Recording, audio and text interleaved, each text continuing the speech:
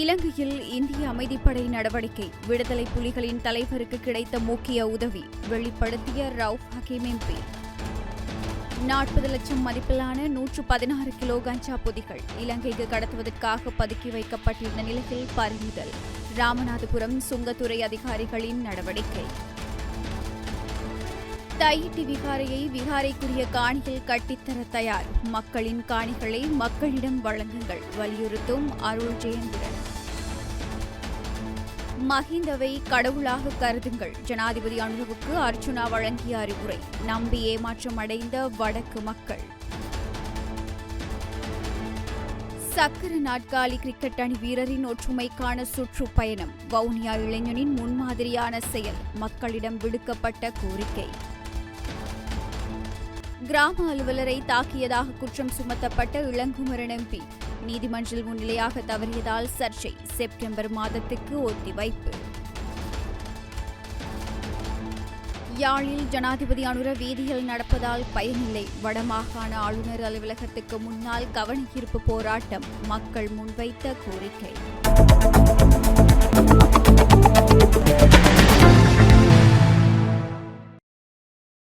இந்திய அமைதிப்படை இலங்கையில் தமிழீழ விடுதலை புலிகள் அமைப்புக்கு எதிராக தாக்குதலை மேற்கொண்ட போது அதன் தலைவர் வேலுப்பிள்ளை பிரபாகரனுக்கு முஸ்லிம் குடும்பம் ஒன்று சில உதவிகளை வழங்கியதாக அகில இலங்கை முஸ்லிம் காங்கிரஸ் தலைவர் ரவுப் ஹக்கீம் தெரிவித்துள்ளார். குறித்த உதவிகள் சிலாபத்தில் உள்ள குடும்பம் ஒன்றினால் வழங்கப்பட்டதாகவும் அவர் சுட்டிக்காட்டியுள்ளார். நிகழ்வொன்றில் கலந்து கொண்டு கருத்து தெரிவிக்கும் போதே அவர் இதனை தெரிவித்துள்ளார். சமாதான பேச்சுவார்த்தையின் போது விடுதலை புலிகளின் தலைவரையும் அவரது குழுவினரையும் சந்திக்கும் வாய்ப்பு தனக்கு கிடைத்ததாகவும் அவர் மேலும் தெரிவித்துள்ளார். ராமநாதபுரம் மாவட்டம் கடல் வழியாக இலங்கைக்கு கஞ்சா உள்ளிட்ட போதைப் பொருட்கள் மற்றும் மஞ்சள் உள்ளிட்டவை அதிக அளவில் கடத்தப்பட்டு வருகின்றன. இதை தடுக்க அனைத்து பாதுகாப்பு பிரிவினரும் தீவிர கண்காணிப்பு மற்றும் சோதனையில் ஈடுபட்டு அவ்வப்போது கடத்தல் பொருட்களை பறிமுதல் செய்து குற்றவாளிகளை கைது செய்து வருகின்றனர். இந்நிலையில் ராமநாதபுரம் மாவட்டம் திருப்புலானி அருகே கடல் வழியாக இலங்கைக்கு கஞ்சா கடத்த திட்டமிட்டிருப்பதாக சுங்கத்துறையினருக்கு ரகசிய தகவல் கிடைத்தது. இதனைத் தொடர்ந்து இன்று அதிகாலை அந்த பகுதியைச் சேர்ந்த ஒருவர் தோப்பு வலசை கடற்கரை பகுதியில் மர்ம வாகனம் ஒன்றில் வந்த சில பொதிகளை இறக்கி வைத்துவிட்டு சென்றிருப்பதாக தகவல் தெரிவித்தார்.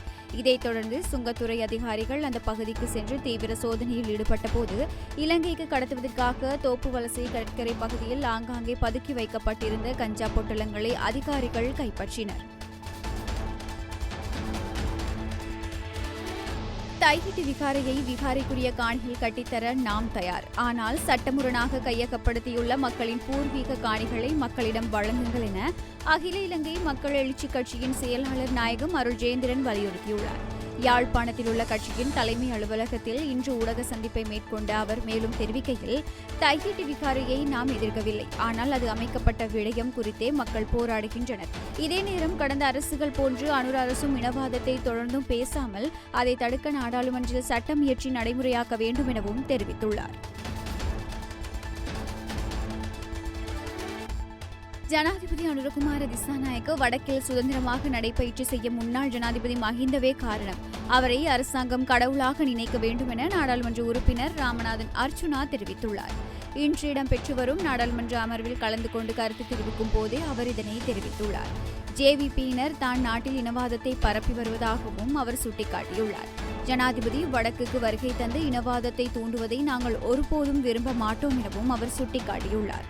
இதன்போது மேலும் கருத்து தெரிவித்த அவர், வடக்கில் நிறைவேற்றப்பட வேண்டிய பல விடயங்கள் உள்ளன. ஜனாதிபதியின் வடக்கு வருகையின் போது பலாலியில் உள்ள காணிகள் விடுவிக்கப்படும் என எதிர்பார்க்கப்பட்டது எனவும் அர்ச்சுனா தெரிவித்துள்ளார். மன்னாரில் இருந்து சக்கர நாட்காலியின் உதவியுடன் மாற்றாற்றல் கொண்ட இளைஞரான வவுனியா பகுதியைச் சேர்ந்த மக்கீன் முகமது அலி என்பவர் இன்று செவ்வாய்க்கிழமை காலை 8:45 அளவில் தனது பயணத்தை ஆரம்பித்துள்ளார். நேற்றைய தினம் திங்கட்கிழமை மன்னார் வந்த குறித்த இளைஞன் தனது பயணம் தொடர்பான விளக்கத்தை மாவட்ட அரசாங்க அதிபர் கனகேஸ்வரனை சந்தித்து தெரியப்படுத்திக் கொண்டார். இந்த நிலையில் இன்று செவ்வாய்க்கிழமை காலை 8:45 அளவில் மன்னார் பஜார் பகுதியில் உள்ள தந்தை செல்வாவின் சிலைக்கு முன்பாக இருந்த தனது பயணத்தை ஆரம்பித்துள்ளார். இலங்கை நாட்டின் 88வது சுதந்திர தினத்தையொட்டியும் சில கோரிக்கைகளை முன்வைத்து மாற்றாற்றல் கொண்ட இளைஞரான மக்கீன் முகமது அலி மன்னாரில் இருந்து சக்கர நாட்காலியூடான இலங்கை முழுவதும் சுற்றுப்பயணம் ஒன்றை ஆரம்பித்துள்ளார். கிளிநொச்சி பரந்தன் பகுதியில் கடந்த நவம்பர் மாதம் 29ஆம் தேதி வெள்ள நிறுத்தத்தின் போது இடம்பெயர்ந்து பரந்தன் இந்து நலன்புரி நிலையத்தில் தங்கியிருந்த மக்களை பராமரித்துக் கொண்டிருந்த அப்பகுதி கிராம அலுவலர் மீது பாராளுமன்ற உறுப்பினர் இளங்குமரன் அவர்கள் தாக்கியமை தொடர்பான வழக்கு இன்று கிளிநொச்சி மாவட்ட நீதவான் நீதிமன்றத்தில் எடுத்துக் கொள்ளப்பட்டது. இதன்போது கிராம அலுவலர் சார்பாக சட்டத்தரணி எம். ஏ. சுமந்திரன் முன்னிலையாக இருந்தார். குறித்த வழக்கானது எதிர்வரும் செப்டம்பர் மாதத்துக்கு தவணையிடப்பட்டுள்ளது. ஏற்கனவே கடந்த 16ஆம் தேதி குறித்த வழக்கு பதில் நீதவான் முன்னிலையில் எடுத்துக் கொள்ளப்பட்ட போது சந்தேக நபரான பாராளுமன்ற உறுப்பினர் இளங்குமரன் மன்றில் முன்னிலையாகாத நிலையில் இன்றைய தினம் முன்னிலையாகுமாறு உத்தரவிடப்பட்டிருந்தது. இந்நிலையில் இன்றைய தினம் பாராளுமன்ற அமர்வுகள் இருப்பதனால் அதில் கலந்து கொள்வதற்காக பாராளுமன்ற உறுப்பினர் இளங்குமரன் நேற்றைய தினம் நகர்த்தல் பத்திரம் ஒன்றினை தாக்கல் செய்து மன்றில் முன்னிலையாகி 1 லட்சம் ரூபாய் பெறுமதியான ஆட்பிணையில் நேற்று சென்றுள்ளமை குறிப்பிடத்தக்கது. யாழ் மாவட்டத்தில் 2019ஆம் ஆண்டுக்கு பின் நடைமுறைப்படுத்தப்பட்ட வீட்டுத் திட்டங்களுக்கான கொடுப்பனவுகளை வழங்குமாறு கோரி நேற்றைய தினம் வடமாகாண ஆளுநர் அலுவலகத்துக்கு முன்னால் கவனஈர்ப்பு போராட்டம் ஒன்று இடம்பெற்றது.